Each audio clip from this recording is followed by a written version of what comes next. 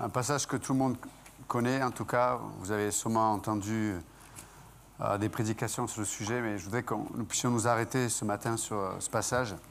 Jean, chapitre 21, versets 15 à 17.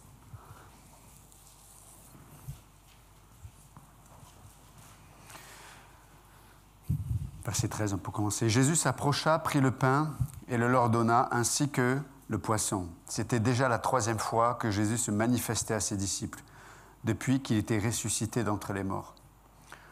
Après qu'ils eurent mangé, Jésus dit à Simon-Pierre, « Simon, fils de Jonas, m'aimes-tu plus que ne le font ceux-ci » Il lui répondit, « Oui, Seigneur, tu sais que je t'aime. » Jésus lui dit, « Prends soin de mes agneaux. » Il lui dit une seconde fois, « Simon, fils de Jonas, m'aimes-tu » Pierre lui répondit, « Oui, Seigneur, tu sais que je t'aime. »« Sois le berger de mes brebis, lui répondit Jésus. Il lui dit pour la 3e fois, « Simon, fils de Jonas, m'aimes-tu » Pierre fut attristé de ce qu'il lui avait dit pour la 3e fois, « M'aimes-tu » Et il lui répondit, « Seigneur, tu sais toutes choses, tu sais que je t'aime. » Jésus lui dit, « Prends soin de mes brebis. En vérité, je te le dis, quand tu étais plus jeune, tu attachais toi-même ton vêtement et tu allais où tu voulais. Mais quand tu seras vieux, tu étendras tes mains et un autre t'attachera et te mènera où tu ne voudras pas. » Vous pouvez vous asseoir, merci.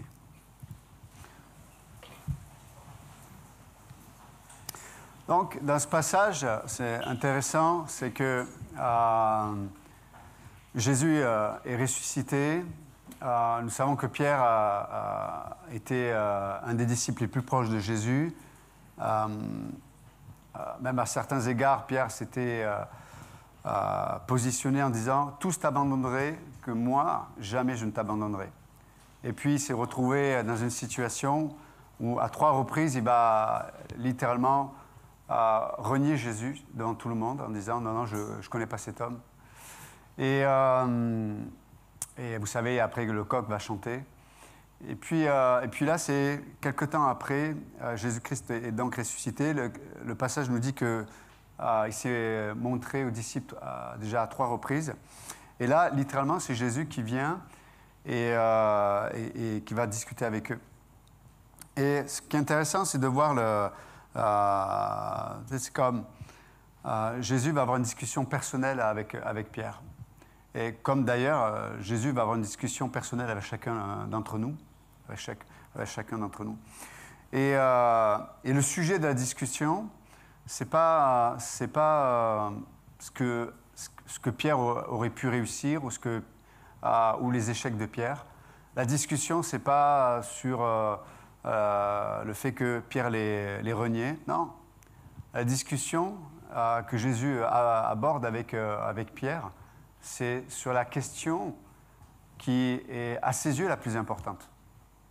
Et c'est cette question d'ailleurs que Dieu nous pose à chacun d'entre nous. C'est « m'aimes-tu » ? M'aimes-tu ? Et ça, c'est la question, je dirais, la plus importante dans le sens que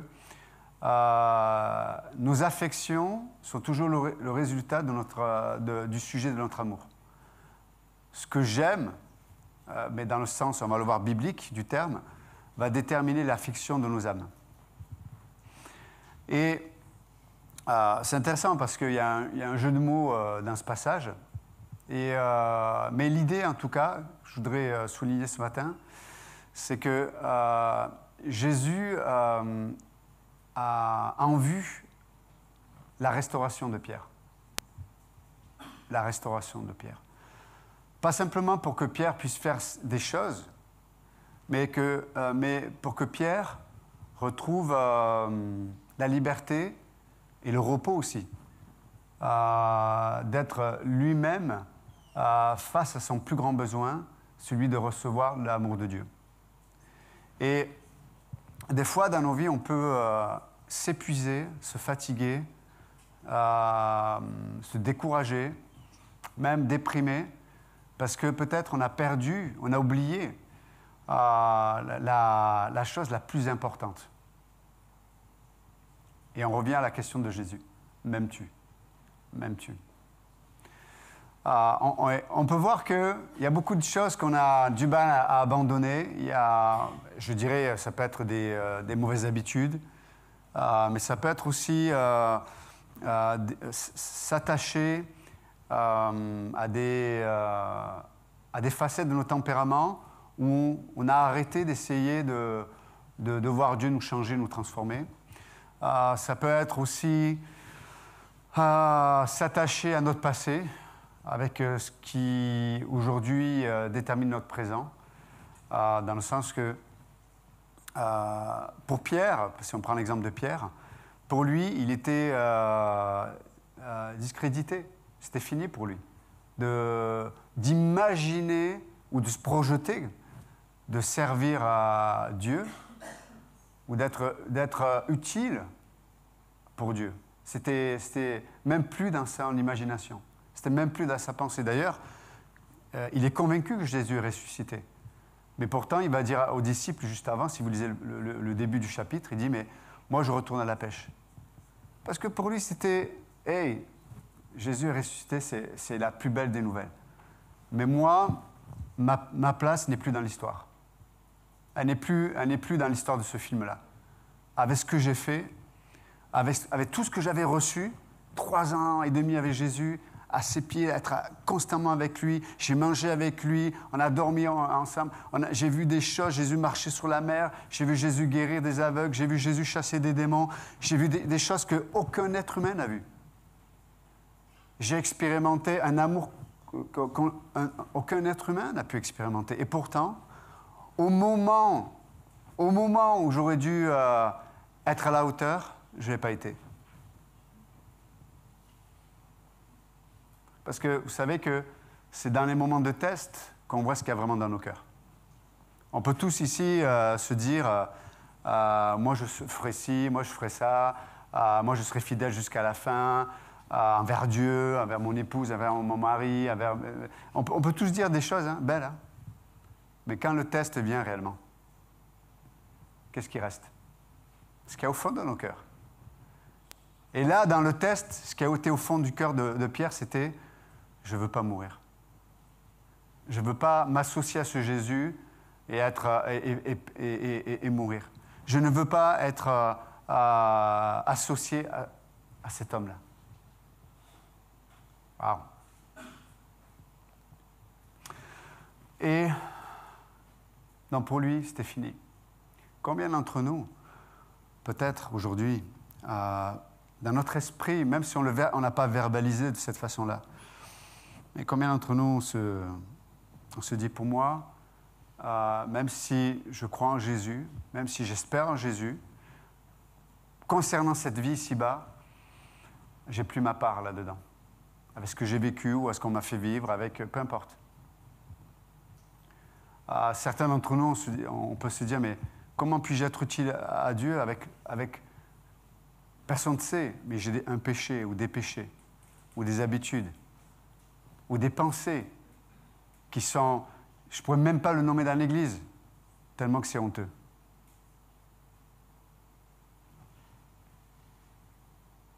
Et le pire, c'est que même certains d'entre nous, on n'a même pas envie de changer. On n'a même pas envie de changer. Mais j'aime ce que Jésus fait. Il vient voir Pierre et il l'amène sur un terrain différent. Tu sais, il n'est pas venu voir Pierre en lui disant « Mais Pierre, explique-moi quelque chose. Pourquoi tu m'as renié 3 fois? Est-ce que, quand tu étais petit, quel était ton rapport avec ta mère? Est-ce que ton père t'a allaité? Ah non, pas ça. Mais qu'est-ce qui s'est passé? Pourquoi, dans ce moment-là, tu as fait ça? Je ne comprends pas. Avec tout ce que j'ai fait pour toi, avec tout ce que tu as vu, comment tu as pu... En plus, le pire, c'est que j'avais tout annoncé. J'avais dit qu'avant que le coq chante, tu allais me trahir. Je t'avais prévenu, je t'avais dit que j'allais être rejeté des hommes, être condamné, être crucifié. Tu étais au courant de tout. Donc, avec tout ça en main, comment se fait-il que tu as raté le coche? Est-ce que Jésus lui dit ça? Non. Jésus vient le voir et lui dit, hé Pierre, m'aimes-tu? Et c'est intéressant parce que la première fois, il lui dit, m'aimes-tu? Il lui dit, m'aimes-tu plus que ceux-ci, là, plus que les autres disciples?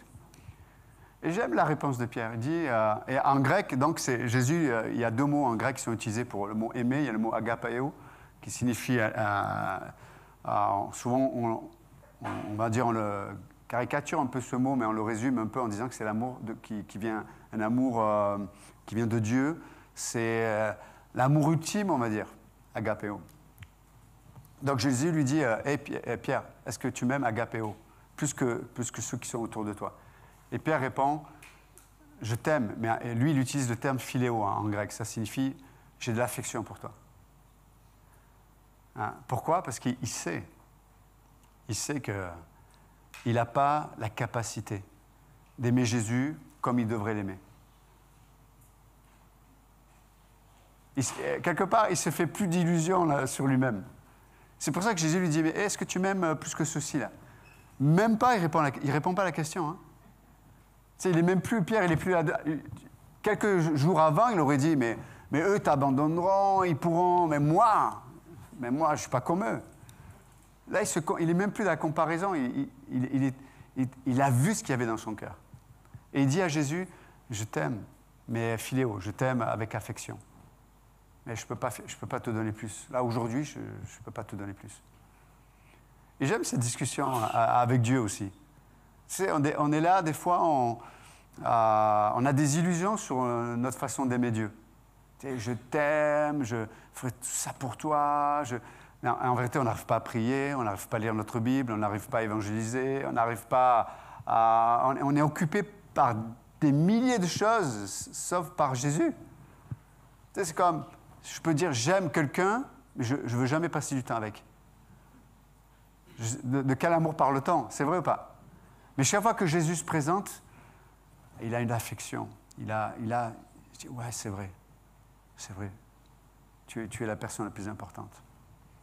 Et donc, Pierre dit, non, j'ai de l'affection pour toi. Et j'aime ce que Jésus répond. OK, paie mes agneaux. Maintenant que tu as compris que tu as besoin d'être... comment je peux dire ça? De paître. Vous qui êtes des spécialistes en conjugaison, maintenant qu'il réalise que lui-même a besoin d'être paix, non? Paix. On dit ça? Ok, on dit quoi? Nourri? Okay. Très bon synonyme, voilà. Mais dans le mot paître, il n'y a pas que la nourriture. Il y a la direction, il y a la protection. C'est pour ça que je...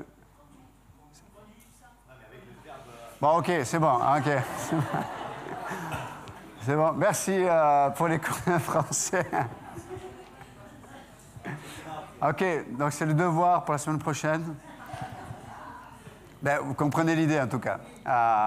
Donc du moment où lui il réalise qu'il a besoin d'être conduit, nourri et protégé par Jésus, Jésus lui dit, maintenant je peux te confier les autres. Maintenant, tu peux prendre soin des autres. C'est intéressant quand même. Hein? Maintenant, tu peux même commencer à prendre soin de toi-même, mais de la bonne façon. C'est vrai ou pas? Tu sais, quand tu as arrêté d'avoir une illusion sur toi-même, là, c'est le bon début. Mais ça ne suffit pas de plus faire d'illusions sur soi-même. Il faut arriver, bien sûr, à ce point-là, mais il faut arriver aussi à se poser les bonnes questions. Et on a du mal à se poser les bonnes questions. C'est pour ça que Jésus, pour nous restaurer, c'est lui qui nous pose les bonnes questions. Maintenant, quelle est la bonne question que Dieu te pose ce matin? Je ne sais pas. Quelle est la bonne question que Dieu veut te poser ce matin, qui est liée au fait de l'aimer, mais quelle est la bonne question que Jésus va te poser, qui va te faire sortir peut-être de l'état où tu es? De l'état dans lequel tu restes. Quelle est cette question? Certains, la question, ça va être hey, est-ce que tu peux pardonner?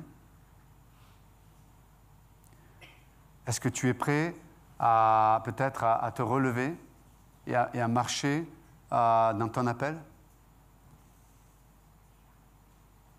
Ou est-ce que tu veux encore garder? Et c'est pour ça que Jésus lui dit à la fin, avant, c'est toi-même qui faisais ta propre volonté. Selon que ça t'arrangeait ou selon que voilà, il y avait des choses qui... Tu avais peur de t'exposer, tu avais peur d'être blessé à nouveau, d'être trahi à nouveau, d'être déçu à nouveau. Donc avant, c'est, voilà, ta volonté te permettait de te protéger. Mais il va y arriver un temps, et le temps va arriver, parce que là, Jésus va annoncer la mort de Pierre, comment il va mourir. Mais quand tu auras pris de la maturité spirituelle, c'est quoi la maturité spirituelle? C'est quoi? C'est pas de tout savoir ou de tout comprendre. C'est d'avoir été dépouillé par Dieu pour arriver à l'essentiel, c'est de l'aimer. Mon objectif principal aujourd'hui, c'est d'aimer Jésus-Christ. C'est pas merveilleux, ça? Donc j'aime cette discussion. Et puis, Jésus, vous avez remarqué, pour la restauration, qu'est-ce que Dieu fait souvent? Il répète. 3 fois, oula, 3 fois, Jésus va répéter la même question. Vous avez remarqué, quand Dieu veut traiter quelque chose dans nos vies, on a l'impression que tout le monde s'est donné le mot. Tu vas au travail, les gens ils vont t'amener sur le même sujet. Je sais pas, tu prends le tram, les gens vont je sais pas, tu entends des gens parler et puis ils disent, mais qui c'est qui leur a parlé de ce que je suis en train de vivre? Tu vas à l'église, on a l'impression que tout le monde parle mais c'est comme Dieu répète. Écoutez bien, quand tu entends des répétitions dans ta vie, c'est que Dieu veut te restaurer dans un domaine. Est-ce que vous êtes avec moi? C'est important de comprendre comment Dieu fonctionne. Jésus va répéter 3 fois la question. Pierre, fils de Jonas, fils de Jean, en grec, c'est Johannes, mais m'aimes-tu? Agapé. M'aimes-tu? Et là, il lui dit, je te replace. C'est pour ça qu'il lui dit, paie mes agneaux, paie mes brebis. C'est-à-dire, cette question va être liée à la raison d'être de ton existence. On appelle ça l'appel. Pas l'appel que tu prenais, là, c'est ou l'appel. Non. C'est-à-dire, ce que Dieu veut pour ta vie ici-bas. Vous êtes avec moi ou pas? Donc, et ça nous amène à une autre question. Est-ce que je vis, est-ce que ce matin, je peux répondre à cette question? Oui, devant Dieu, je veux dire. Oui, je vis je vis la vie que Dieu me demande de vivre. Est-ce que tu peux répondre à cette question? Est-ce que tu peux le dire avec affirmation? C'est très important, en fait. De se dire, OK, ce que je vis, ça correspond à ce que je sais que Dieu me demande de vivre. Je vis la raison d'être de mon existence aux yeux de Dieu, je vis cette réalité. OK? Ou alors, je peux faire comme Pierre, retourner dans ce que je sais faire, qui me rassure, comme une zone de confort, mais quelque part. Et c'est intéressant parce que Jésus, dans lui dit, il pose la question agapé 2 fois. Et la 3e fois, il va dire philéo. Jésus va lui dire, est-ce que tu m'aimes? Est-ce que tu as de l'affection pour moi? Et Pierre va être attristé, on le voit dans le passage, il est attristé. Mais le passage dit, mais Pierre était attristé que Jésus lui demanda 3 fois si je l'aimais. Et le mot amour, c'est philéo. Sous-entendu, écoutez, suivez-moi bien dans mon raisonnement, parce que c'est ce que le passage nous dit, Pierre n'avait pas la capacité d'entendre le mot agapé.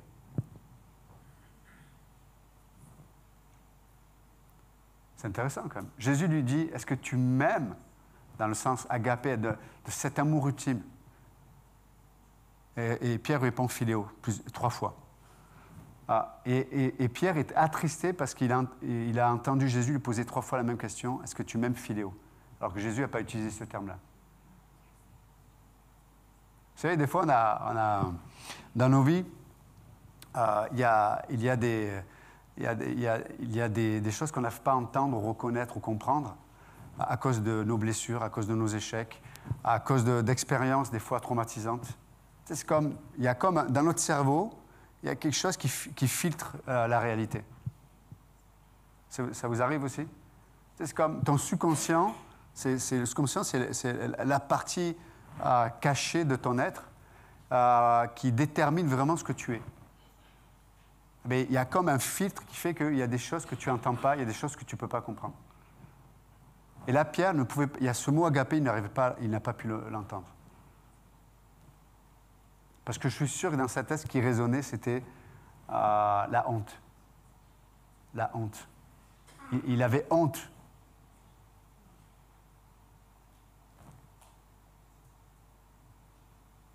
C'est incroyable. Il y en a qui vivent dans la honte, il y en a qui vivent dans la crainte.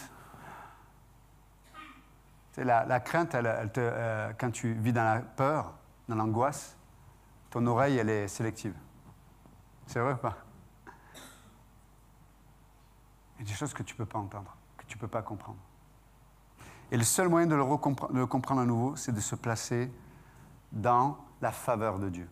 Tu sais, dans Romains 2, Paul dit que « Ne savez-vous pas que c'est la bonté de Dieu qui vous pousse, qui vous amène à la repentance ?» Jésus amène sa bonté auprès de Pierre. En lui posant la question la primordiale. Il s'en fout du pourquoi, du comment, comment c'est arrivé. Ce n'est pas la question. La question aujourd'hui, là, c'est de quel amour tu m'aimes aujourd'hui? Vous savez, la nature de notre amour est révélée par l'ordre de nos priorités. Ni plus ni moins. C'est simple. Hein?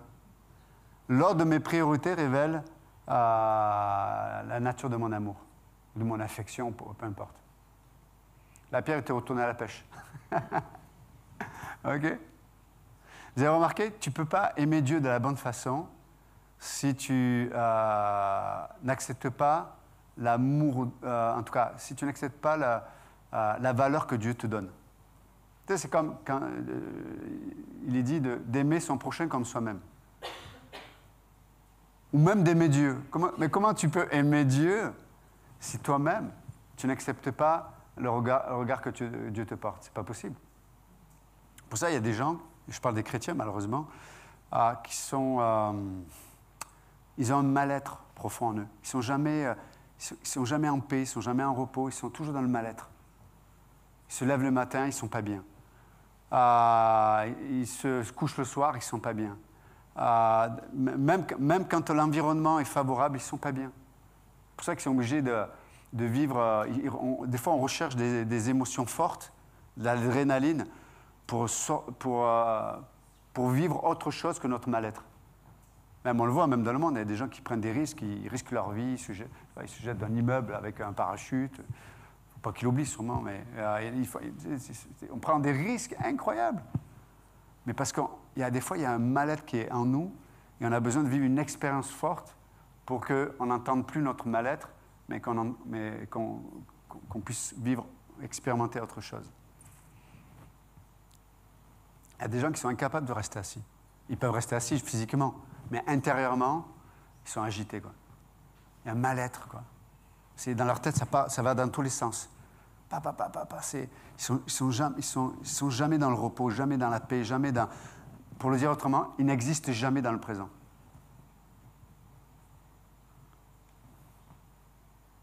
Si tu n'existes jamais dans le présent, pose-toi la question, est-ce que tu existes à un moment donné?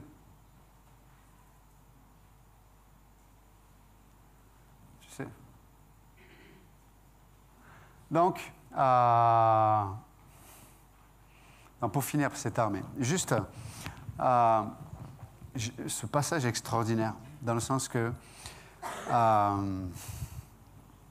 Dieu veut nous restaurer, et je ne connais pas le domaine dans lequel Dieu veut intervenir, ou Dieu veut te restaurer, mais la restauration passe toujours, par la répétition de Dieu, et deuxièmement, par l'essentiel. L'essentiel, c'est vraiment de quel amour on aime Dieu.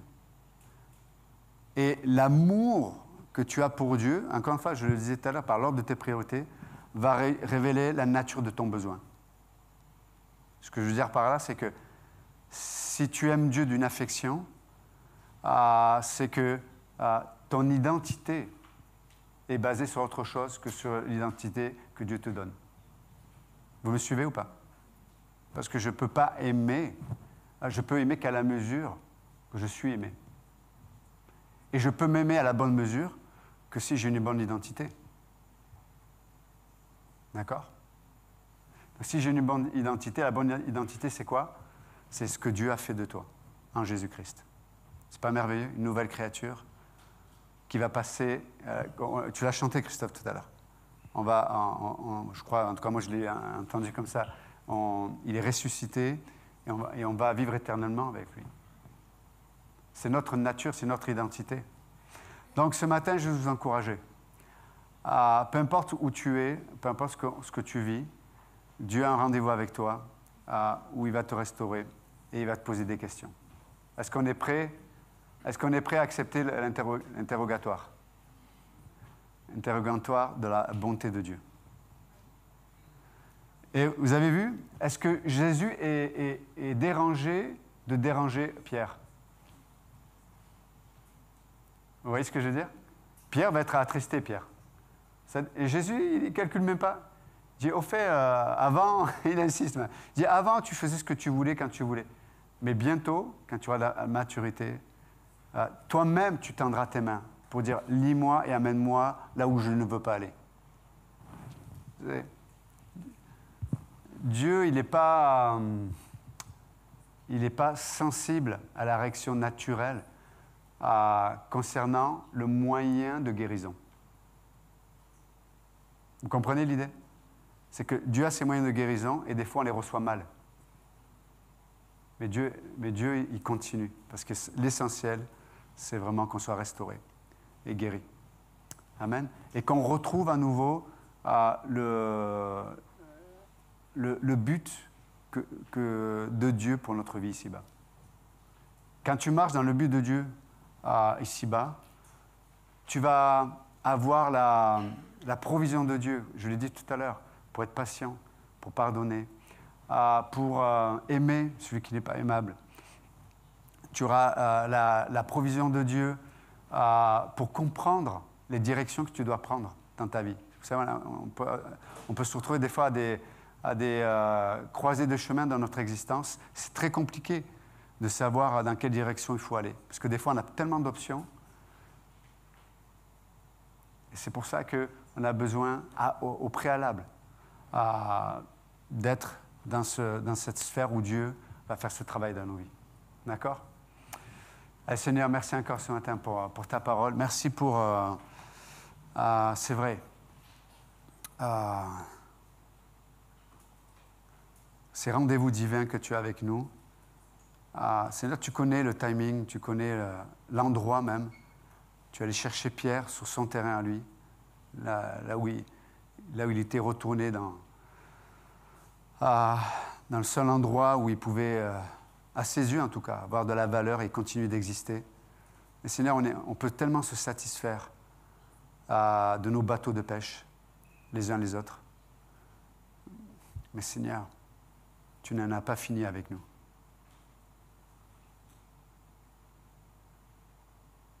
Merci Seigneur. Quel repos de savoir que constamment c'est toi qui viens. Et peu importe la nature de l'amour que nous avons pour toi, c'est ta bonté Seigneur. C'est ta bonté qui va changer la nature de notre amour pour toi. Nous sommes incapables de t'aimer comme il faudrait t'aimer. Mais Seigneur, nous reconnaissons ce matin que ton amour pour nous, il est parfait. On ne veut pas avoir peur, Seigneur, de nous-mêmes et de se dire « Ok, Seigneur, je ne t'aime que de cet amour-là. » On n'a pas peur parce que ça révèle juste notre besoin. Et notre besoin, c'est toi. Notre besoin, c'est d'être nourri de toi, de ton amour, qui est cet amour ultime, cet amour qui se donne, cet amour qui n'abandonne pas, cet amour qui nous poursuit comme tu le dis dans le psaume 23, il nous poursuit pour nous saisir et nous transformer. Dans le nom de Jésus, nous prions. Amen. Que Dieu vous bénisse. Merci.